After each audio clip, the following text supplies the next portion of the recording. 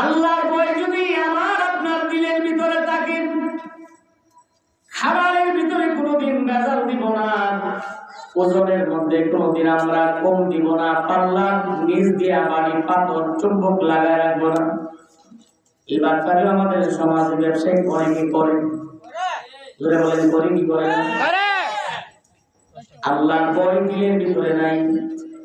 আল্লাহর ভয় যদি আমার আপনার দিলের ভিতরে বর্তমান থাকতো, দিনের বেলা মানুষের সামনে রোগা আলায় যেমন ভাবে আল্লাহ তাআলাকে ভয় করে অন্যায় করি না, রাতের বেলা লেপ কম্বল কাঁথার নিচে পড়েও দরজা জানালা বন্ধ করে দিলাম, অন্ধকার ঘর, আমি ছাড়া ঘরের ভিতরে আর কেউ নাই, কিন্তু ইচ্ছা করলে অনেক পাপের কাজ আমার দ্বারা সম্ভব। কারণ পাপের যন্ত্র মেশিন আমার হাতে আছে, মোবাইল। ইচ্ছা করলে তুমি নোংরাপনা সবকিছু তুমি ইচ্ছা মতো দেখতে পারো, মনের খায়েশ চোখের চাহা তুমি মিটাইতে পারো। কিন্তু আল্লাহ বান্দার দিনের ভিতরে ভয় ঢুকছে, আর এই দিনের বেলা আমি মানুষকে ভয় করে যেমন ভাবে আল্লাহ নাফরমানি করি না, মানুষ আমাকে খারাপ বলবে। এখন দুনিয়ার কেউ দেখে না, একজন দেখে, তিনি কে? ইন্নাল্লাযীনা ক্বালু রাব্বুনা আল্লাহ সুম্মা ইসতাকামু তাতানাজ্জালু আলাইহিমুল মালায়েকা আল্লা তাখাফু ওয়া লা তাহজানু ওয়া আবশিরু বিল জান্নাতিল্লাতী কুনতুম তুআদুন। আল্লাহ রাব্বুল আলামিন বলেন, ইন্নাল্লাযীনা ক্বালু রাব্বুনা আল্লাহ, নিশ্চয়ই যারা বলল, এই কথার স্বীকৃতি যারা দিল, আল্লাহই হলেন আমাদের রব। আমাদের রব কে? জোরে বলেন আল্লাহ। আল্লাহ আমাদের রব। সুম্মা ইসতাকামু, এই কথার উপর সেই অটল অবিচল রইল যে আমি আল্লাহর রব মানলাম, আল্লাহকে আমার মালিক মানলাম, আমার মনিব মানলাম। আরবে আল্লাহর ভিতরে আলমে আল্লাহে আমি সমস্ত নবীদের সামনে, লক্ষ কোটি কোটি রূহের সামনে আমি বললাম, আপনি হলেন আমাদের রব। এই রবের স্বীকৃতি আমি দিলাম। আমি রব মানি, আবার গুনাহ করি। আমি তো রবের বান্দা না।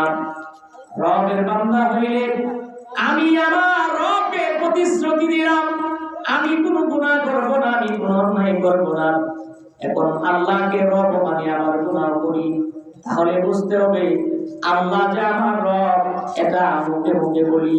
আল্লাহ যে আমার রব, আল্লাহ যে আমার পালনেওয়ালা, এই কথাটা আমার দিলের ভিতরে কোনো ঢুকে নাই। এই কথাটা যতদিন পর্যন্ত দিলের ভিতরে বর্তমান না হবে, ততদিন পর্যন্ত মুখে মুখে রব বলবো, অন্তর দ্বারা কোনদিন রব আমি বলতে পারবো না। আর অন্তর দ্বারা রবকে যদি রব না মানা হয়, তাহলে রবের গোলামি করে কোনো মজা না। আল্লাহকে রব মানছে, মানুষের সামনে ভয় করে, অন্ধকারে আল্লাহর নাফরমানি করে। আল্লাহ খাঁটি বান্দার মধ্যে তারাই ছিল যারা রাতের আঁধারেও আল্লাহকে ভয় করে। খলিফাতুল মুসলিমিন ওমর রাদিয়াল্লাহু তাআলা আনহুর জামানায়, কার জামানায় বলেন? ওমর রাদিয়াল্লাহু তাআলা আনহুর মুসলিম জাহানের সেকেন্ড খলিফা। ওনার জামানায় রাতের বেলা উনি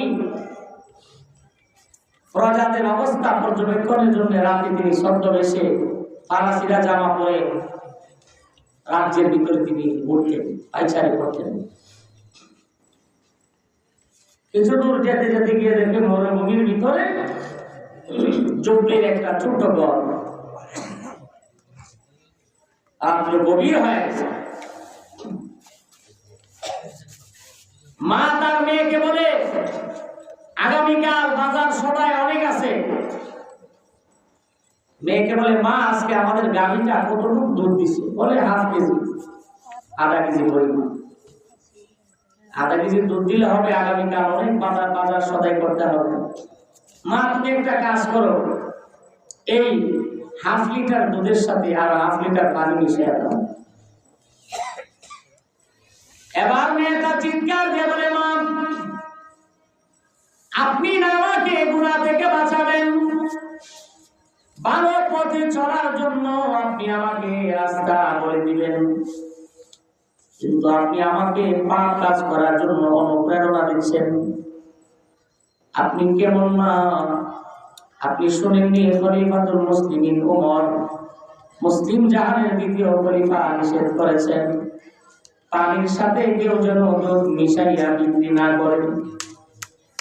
মা ডাক দিয়ে বলেন, এ আহমদ মেয়ে, এ আমার বোকা সুকা মেয়ে, শোনো, খলিফাতুল মুসলিমিন এখন কি আমাদের সামনে উপস্থিত আছে নাকি? দুধের সাথে পানি মিশাইলে তো আর খলিফাতুল মুসলিমিন ওমর দেখবে না। মেয়েটার দিলের ভিতরে আল্লাহর ভয় কিভাবে ঢুকছে। মেয়েটা বলে, মা খলিফাতুল মুসলিমিন যদিও না দেখেন, এই খলিফাতুল মুসলিমিনের মালিক যিনি, আমার আর আপনার মালিক যিনি, আমার আল্লাহ, ওই আল্লাহ তাআলা তো সব কিছু দেখে, সব কিছু জানে। আজি মাগো, ওমর যদিও না দেখে, ওমরের মালিক আমার তোমার মালিক, বিশ্ব কায়নাতের মালিক আল্লাহ তো দেখে, কাজেই আমি কোনদিন এই দুধের সাথে পানি মিশ্রিত করতে পারবো না। জোরে বলেন সুবহানাল্লাহ। খলিফাতুল মুসলিমিন অবাক হয়ে গেলেন, হারে আমার এই রাজ্যের ভিতরে আমার শাসন আমলে আজও কি এমন অজুবরা গ্রামে এমন নেককারিনী পুণ্যবতী নারী পাওয়া সম্ভব? আমি সেখানে উপস্থিত নাই, মা আমি তর্ক করে পানিতে দুধ মিশাবে না। আল্লাহর ভয় এই নারীটার ভিতরে কিভাবে ঢুকছে? খলিফাতুল মুসলিমিন বলে, সালাম দিয়া ভিতরে প্রবেশ করলেন, পর্দার সাথে বললেন, মা আমি তোমরা উভয়ে আগামীকাল খলিফাতুল মুসলিমিন ওমরের দরবারে তোমরা হাজির হয়ে যাবে। ভাইয়েরা আমার, লম্বা কথা, হযরত ওমর রাদিয়াল্লাহু তাআলা ছেলের সঙ্গে যেই মেয়েটা বলেছিল দুধের সাথে পানি মিশাবো না, এই মেয়ের সঙ্গে খলিফাতুল মুসলিমিন ওমরের ছেলের বিবাহ করাইয়া দিয়েছে। সুবহানাল্লাহ। তাহলে আল্লাহর ভয় তাদের দিলের ভিতরে ছিল কি ছিল? আল্লাহর ভয় লাগবে, কারণ কবে জানি কোন দিন জানে মারা যায়। দুনিয়ার মায়া, দুনিয়ার ভালোবাসা নিয়া, দুনিয়ার মোহ নিয়া, দুনিয়ার লালসা নিয়া, বাড়ি গাড়ি সুন্দরী নারী, দুনিয়ার রৌনক চাকচিক্যর পিছনে পড়ে আল্লাহ তাআলাকে যদি ভুলে যায়, আল্লাহর গোলামি না করে যদি বড় সাগরের মতো জিন্দেগি কাটাইয়া মনে করি মরলাম তো মরলাম শেষ, মাটি হয়ে যাব, মাটির সাথে মিশে যাব, না না, এরকম না। মরলেন তো শেষ হইলেন না, কবরে গেলেন তো এমন একটা পৃথিবীর সূচনা হয়ে গেল যে জগতের শুরু আছে কিন্তু শেষ না। পৃথিবীর শুরু আছে, শেষও আছে। জোরে বলেন, আছে না নাই? শুরু আছে, আপনারও শুরু আছে, শেষ আছে, কিন্তু আপনার ইন্তেকালের পরে, আমার আপনার মৃত্যুর পরে এমন জিন্দেগিতে আমাকে আপনাকে ঢুকানো হবে যেই জিন্দেগি শুরু আছে কিন্তু শেষ নাই। এই জন্য কবরের চিন্তা দিলের ভিতরে ঢুকানোর দরকার আছে না নাই? ভাইয়েরা আমার, আল্লাহ সুবহানাহু ওয়া তাআলা তার বান্দা বান্দীদেরকে কত মহব্বত করেন, কত ভালোবাসেন। কোরআনে পড়তে পড়তে আল্লাহ মহব্বত করেন, ভালোবেসে আল্লাহ তাআলা ডাকেন।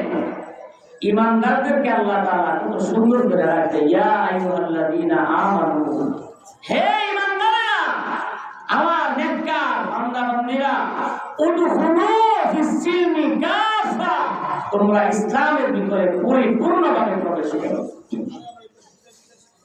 কিন্তু ইসলামে আপনি পরিপূর্ণভাবে নাই। ফজরের নামাজ পড়লেন, জোহর নামাজ আপনি জান না। জোহর নামাজ আপনি বিলে খালে খেতে কামারে কাজ করে কাটালেন। মন চাইলে হয়তো আয়সা কাজা করেন অথবা করেন না। আসরের নামাজ দুনিয়ার ব্যবসা বাণিজ্য, দুনিয়ার বিভিন্ন ব্যস্ততার ভিতরে আসরের নামাজ আপনার ছুটে যায়, মাগরিবের নামাজ আপনার ছুটে যায়, এশারের নামাজ আপনি পড়েন না। তাইলে আপনি ফজর পড়লেন, জোহর আসর মাগরিব এশা 4 ওয়াক্তের নামাজ নাই। আপনি কিসের মুসলমান হইলেন? আল্লাহ তাআলা বলেন উদখুলু ফিস সিলমি কাফা, পরিপূর্ণভাবে ইসলামের ভিতরে প্রবেশ করো। ফজর পড়ো, জোহর পড়ো, আসর মাগরিব এশা পড়ো। আমি আল্লাহ যত বিধান আর আহকাম আছে সঠিকভাবে যদি তোমরা আদায় করে কবরে যেতে পারো, আমি আল্লাহ তাআলা এই কবরটা তোমাদের জন্য জান্নাতের বাগান বানায়া দিব। সুবহানাল্লাহ।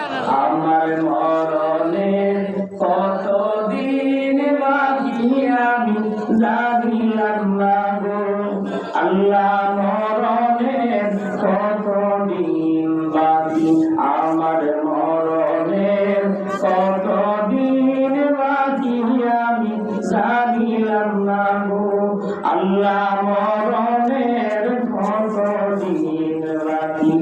আমাদের মৃত্যুর কার কতদিন বাকি এটা আসেনি, কেউ বলতে পারবেন? কেউ জানেন? আমি তো জানি না।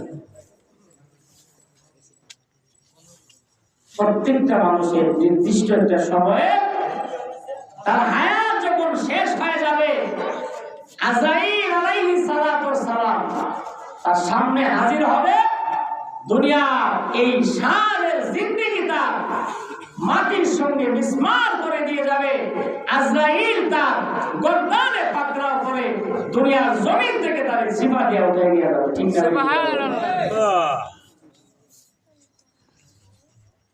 আর হায়াত হইল হাতে হাইরে, মত হইল পায়ে, হায়াত হইল হাতে হাইরে, মত হইল পায়ে, যে জায়গায় মরণ লেখা সে জায়গায় সে মরে আমি জানিলাম না গো আল্লাহ, মরণের কতদিন বাকি, আমার মরণের কতদিন বাকি আমি জানিলাম না গো আল্লাহ, মরণের কতদিন বাকি।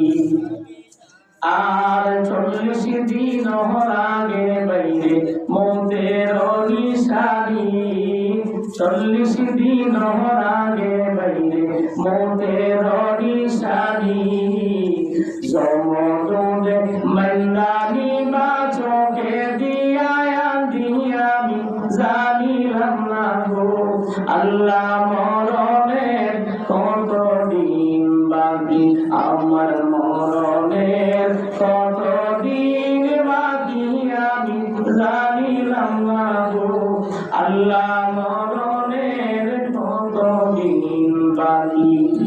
আর 30 পারা পড়ার শরীর জানিও নিশ্চয়, 30 পারা পড়ার শরীর জানিও নিশ্চয়, কোন জায়গায় কোন হরফ লেখা না করিলাম তো আমি জানিলাম না গো আল্লাহ, মরণের কতদিন বাকি, আমার মরণের কতদিন বাকি আমি জানিলাম না গো আল্লাহ, মরণের কতদিন বাকি।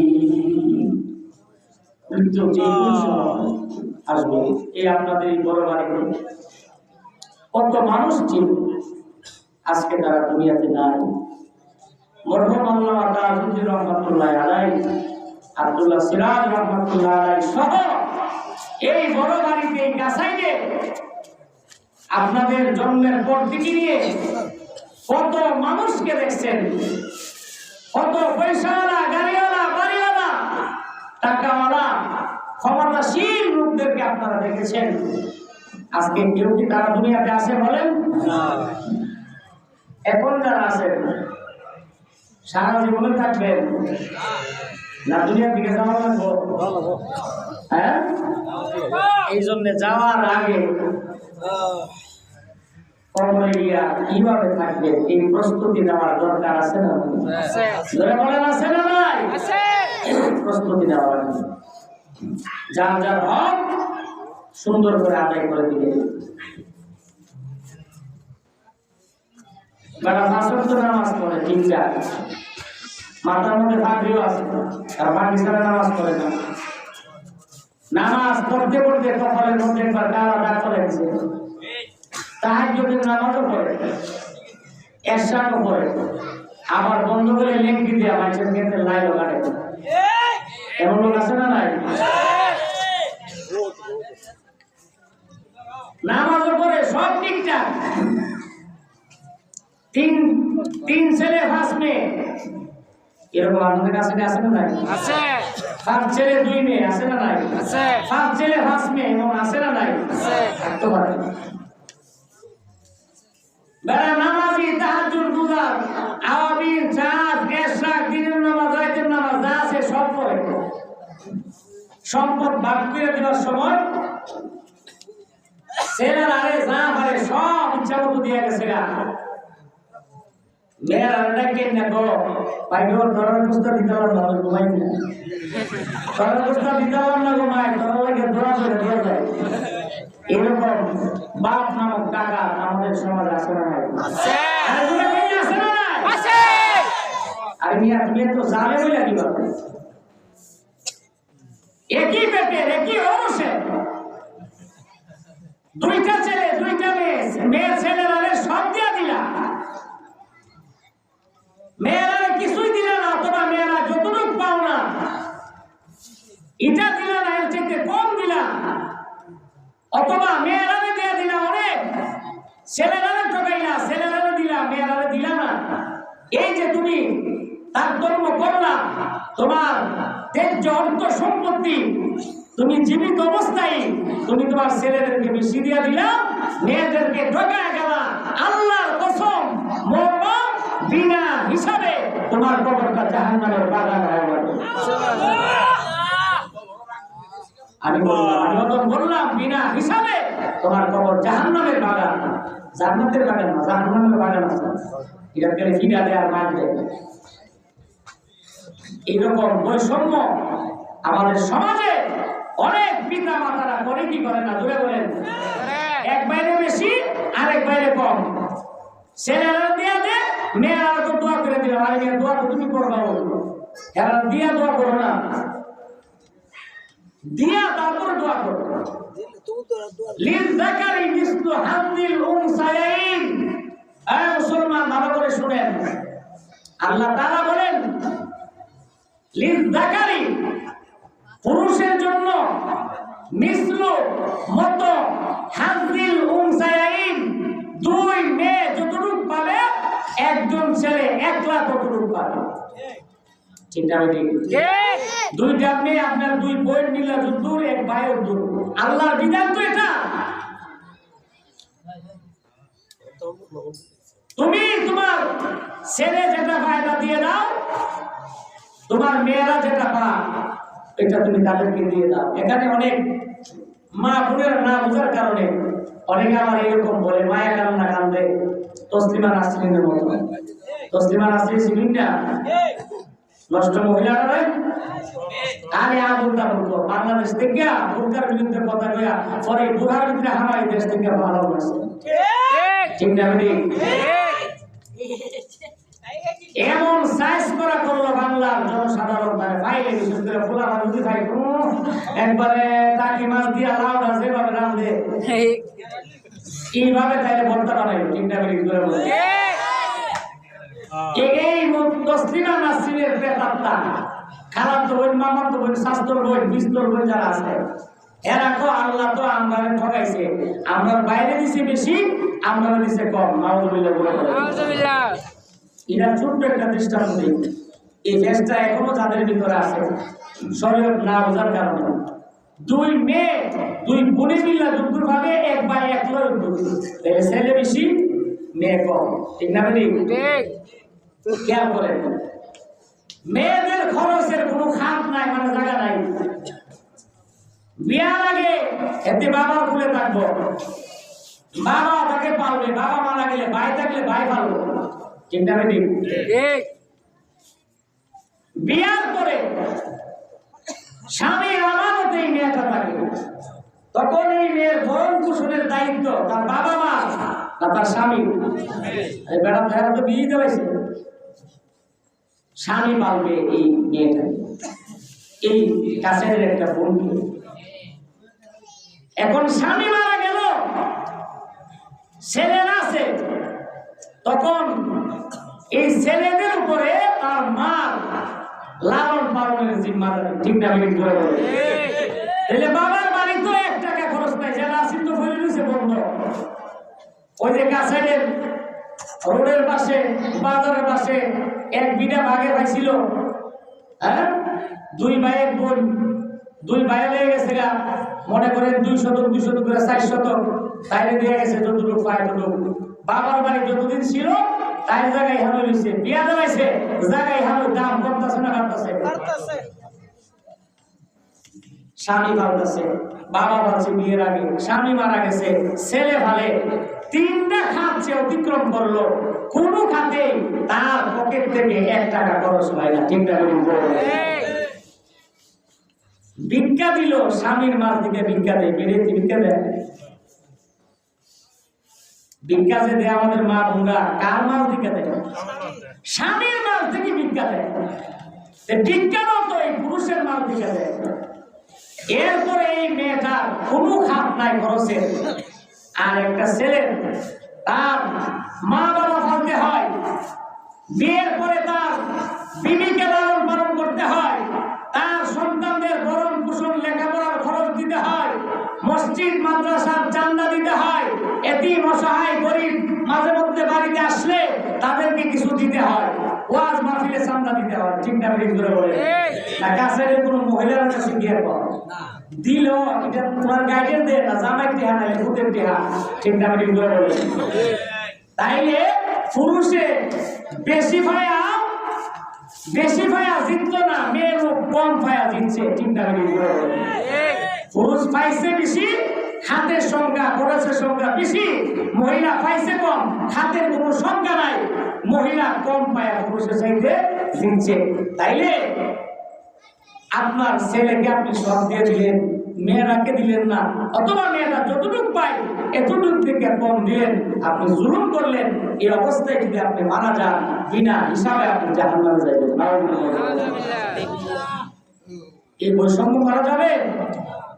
সাবধান, সাবধান মুসলমান। আপনার নামাজ, রোজা, হজ, যাকাত, দান, সদকা করে সুবহানাল্লাহ, আল্লাহ বিল্লাহ জিকির সব বাদ, সব খাও। আপনি সাদা কাগজ আনেন, আমি স্টেপে সই দিয়ে দিই।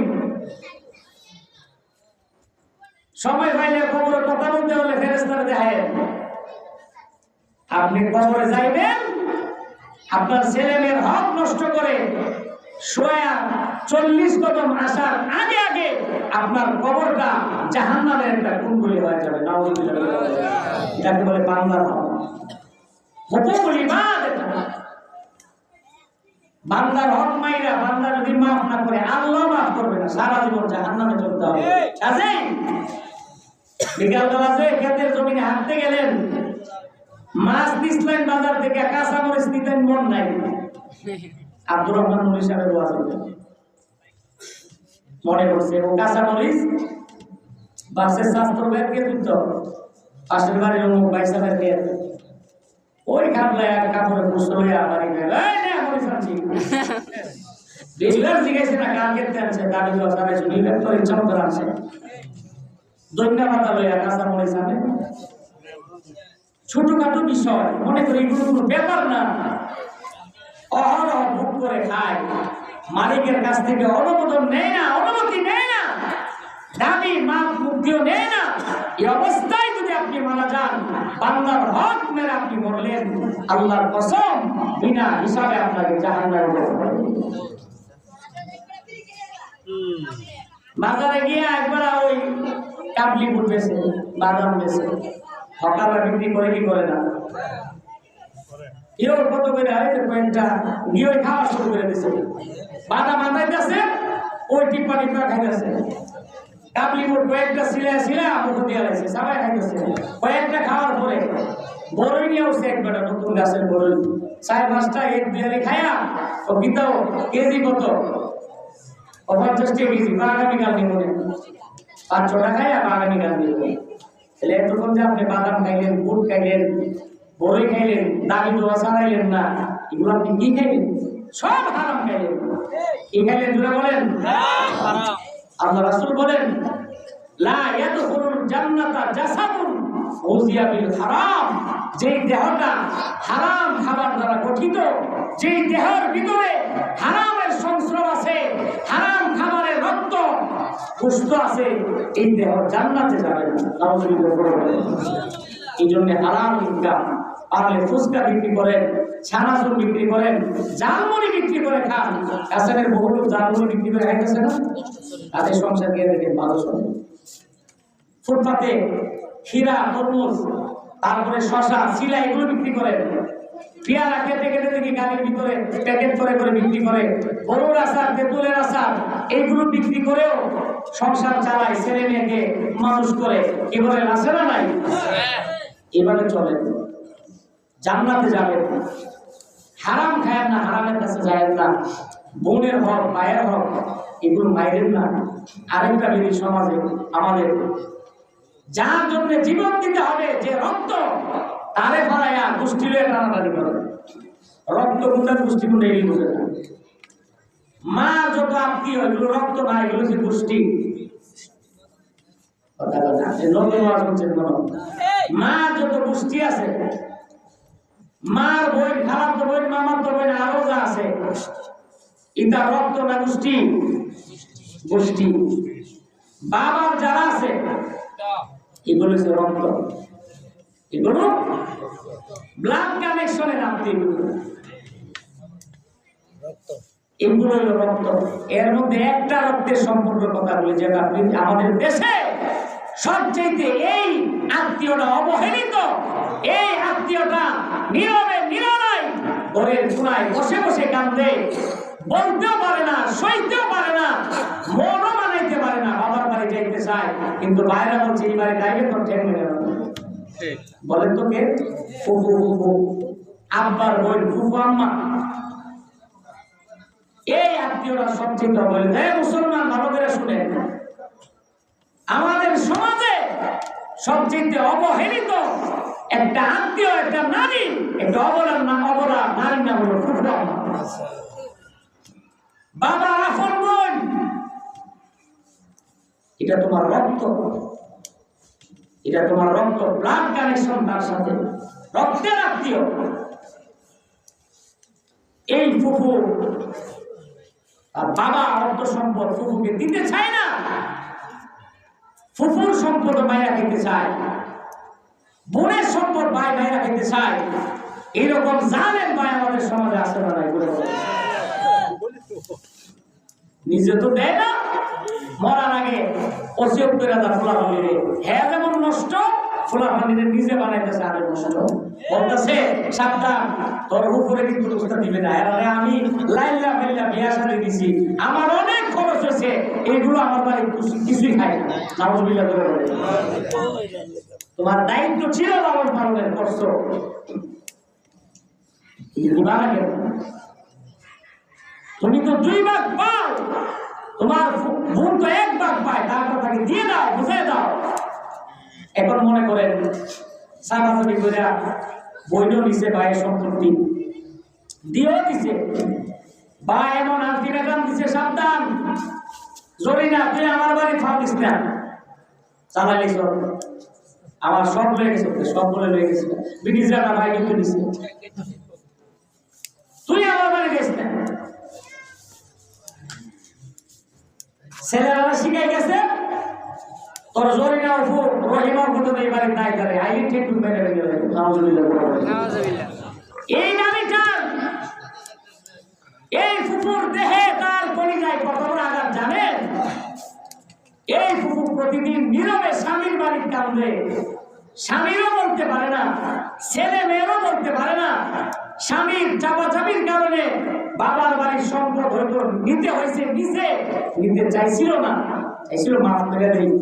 শহীদ চাইতে আপনার বোন আপনাকে মাফ করে দেয়, তাহলে এই বোনের সম্পদ আপনার জন্য হালাল। কিন্তু যদি জোর জবরদস্তি করে আপনি কায়দা কসুর করে সিগনেচার নিয়ে যে কোনো ভাবে টিউশন নিয়ে নেন, হারাম। এখন যে কোনো ভাবে স্বামীর চাপে পড়ে হোক, সন্তানের চাপে পড়ে হোক, বাবার বাড়ির সম্পদ নিতে হয়েছে, নেওয়া তো তার জন্য নিষেধ না, নিচে। এখন বাবার বাড়ি তো আসতে পারে না, ভাই আসতে দেয় না, ভাতিজা আসতে দেয় না, কিন্তু এই মেয়েটার ভিতরে কত কষ্ট জানেন? ওই দিক দিয়ে স্বামীরও বলতে পারে না, ছেলে মেয়েরও বলতে পারে না, টুকরে টুকরে ঘরের কোনায় ঘরের প্রকোষ্ঠে সে কাম দেওয়া বলে, আল্লাহ এই বাড়িতে আমি জন্মগ্রহণ করেছিলাম, আমার মা ছিল, বাবা ছিল, কত স্মৃতি আমার চোখের মধ্যে ভাসে। এই ঘরে শুয়েছিলাম, ওই আম গাছে উঠতাম, ওই পুকুরে গোসল দিতাম, এখানে হাঁটতাম, ওখানে দৌড়াইতাম। এই স্মৃতি আপনার বোনের দেহটাকে, আপনার বোনের পরিচালনে পুড়ে পুড়ে খায়। এক সময় দেখা যায় আপনার এই বোনটা কাউকে কষ্ট না করতে পারে, স্ট্রোক করে মারা যায়। এরকম ঘটনা আছে না? বড় দুঃখের সাথে বলবার কথা, সব জমায় না। আমার এক শুনেন, ওয়াজ শেষ দোয়া করবো। এই ওয়াজগুলো খরচ, এই জায়গায় কিন্তু আমিও জানি, আপনারা জীবনে বহু শুনছেন। এই যে ওয়াজটা করতেছি, নামাজ পড়া যেমন ফরজ, এই ওয়াজটা আমার জন্য পড়া ফরজ, আপনাদের জন্য শোনা এই মুহূর্তে ফরজ। ফরজের দাম বেশি না নফলের দাম বেশি? লঙ্গি পড়া ফরজ, পান্ডি পড়া সুন্দর। লঙ্গি পড়া পান্ডি বানলে কি বলব, আমাদের চলা হবে। এজন্য অনুরোধ করবো, বোনের প্রতি জুলুম করবেন। আর আপনারা যারা আছেন, ফুফু যাদের আপনাদের আছেন, বোনেও ফুফুরে দাওয়াত দেয় না। এর দাওয়াত দিতাম আমরা দেখতে কম নিছে, তাইলে সব দিয়ে গেছি, খালি কথা বলে দিয়েছি। ইমন ফেরেশতা আমার আব্বার সব সম্পত্তি লয়ে গেছে, না সব বলে লয়ে গেছে, বাইরে আসতে দেয় না। বাতিজা বাতিজিগুলো উপরে ডাক দেয় না, একদিন ফোন করে না, একদিন বলে না আমাদের বাড়িতে আসেন, ঈদের সঙ্গে বলে না আমাদের বাড়িতে আসে বেড়া। অথচ এই মেয়েটা প্রতিদিন রাস্তার কিনারে, রাস্তার দিকে তাকায় তাকায় টুকতে টুকতে কাঁদছে।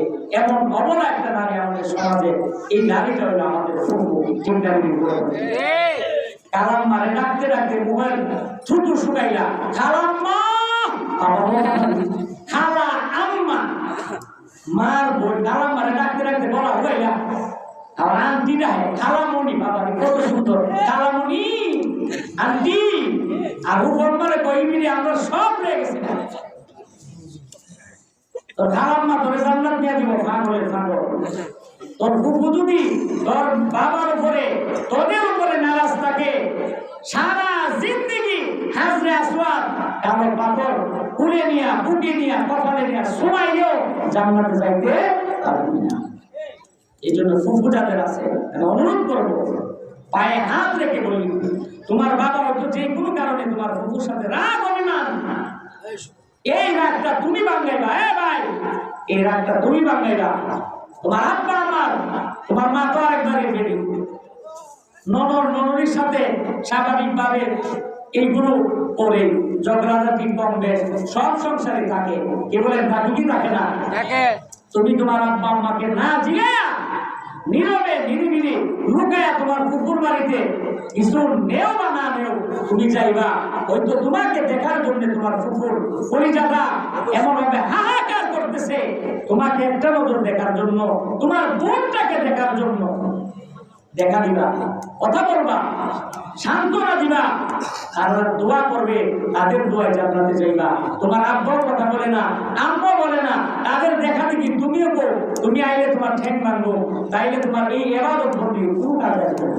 খালাম মারের আশেপাশে দাওয়াত দিয়ে খাওয়াও, সালামি দাও, শাড়ি দাও, তিরিপিস দাও, এই দাও সেই দাও, ফুফারে ফুফুরো একদিনও দাওয়াত দেও না। এই বৈষম্য কেন? যুবক ভাই, তোমার বাবা তোমার মা ভুল করছে, এই ভুল তুমি করবা না। নীরবে তাদের কাছে মাপ চাইবা, তাদের জন্য কিছু নিবা, মাঝে মধ্যে বাড়ি খাইয়া দাওয়াত দিয়ে খাওয়াইবা, এই সম্পর্ক রাখবা, এই সম্পর্ক রাখলেই জান্নাতে যেতে পারবা। ফুফু যদি তোমাদের উপরে অসন্তুষ্ট থাকে, বিনা হিসাবে তোমাকে জাহান্নামে যাওয়া লাগে। আমার মনে এই ওয়াজ আর হয়েছে না, এই জন্য আমি দুঃখের সাথে বলছি, আমার এক ফুফু যতটুকু পারি মাঝে মধ্যে ফোন দেই, রাতবার আপন বলব, কত কত সোনা দিছে গালে, কত প্রস্রাব করছি ওনার মনে, কত আদর, কত মহব্বত করছে। এখন আমি হয়তো রিজিকের তাগিদে দূরে থাকি, চাকরি করি, দুনিয়ার কাছে বেড়াদারে আমি জড়ায় পড়ছি। ওই তো আগের মতো আমার ফুফু আমাকে দেখে না, আমিও দেখতে পারি না, কিন্তু দেখেন আমার জন্য কিন্তু ফুফুর ঠিকই মন কাঁদবে। কি বলেন, কাঁদবে কি কাঁদবে না? সত্যি একটা কথা বলি, আমার ফুফুর বাড়িতে এই সিজনে প্রথম দিক দিয়া নতুন বাড়ি করছে, মাহফিল ছিল। তো মাহফিলে আমি বয়ান করতেছি, বারে বারে শুধু খবর দেয় আমারে কখন দিবি। আমি তো শুনতেছি হেরে দানা করে হেরে দানা করে দিলাম না, আমি তো আরে দিব তো বোঝা করে না। এটা কেন বলে? আমার কণ্ঠটা শোনার জন্য, দিনের অশান্তিটা দীর্ঘদিন দেখে না দূর হওয়ার জন্য। আমি যতক্ষণ বয়ান করছি এতিমের মতো, আমি সবসময় বয়ান করলে আশেপাশে ফলো করি। আমি দেখি আমার ফুফু দরজার কিনারে চোখানে ধইরা একদম এতিমের মতো আমার দিকে থাকে। পুরাটা বয়ান দাঁড়ায় দাঁড়ায় আমার ফুফু শুনছে। আপনার ফুফুর ভিতরে আপনার জন্য, আপনার বোনটার জন্য অনেক মায়া মমতা আছে, কিন্তু আপনার আব্বার বয়ে, আম্মার বয়ে, আপনার দাজ্জাল মা আর আপনার জালেম বাবার বয়ে আপনার ফুফুটা বছরে ঈদের সামনে আপনাদের বাড়িতে আসতে পারে না। এই জবাবদিহি কিয়ামতের ময়দানে কিভাবে দিবেন? আপনার আব্বাও জালেম, মাও জালেম, পাশাপাশি আপনিও জালেম হয়ে গেলেন। এই বৈষম্য দূর করেন। ফুফুর সাথে দূরত্ব থাকলে দূরত্ব কমায়া গভীর সম্পর্ক করেন। যদি জান্নাতে যেতে চান, আল্লাহ তাআলা ভাই বোনের হক, ফুফুর হক, সবার হক আদায় করে যার যার মহব্বত যেন আমরা অটুট রেখে দুনিয়া থেকে বিদায় নিতে পারি। আল্লাহ তাআলা আমাদের তৌফিক দান করুন, বলুন আমিন। বলেন আমিন।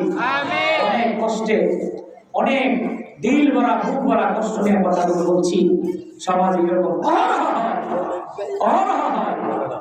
আল্লাহর দোহাই লাগে যুবক ভাইয়েরা, যদি মনে করো তোমার ফুফুর সাথে তোমার আব্বা আম্মা বেমিন, নীরবে গিয়া আব্বা আম্মার জন্য ফুফুর খাওয়া ধরে বাঁচে না।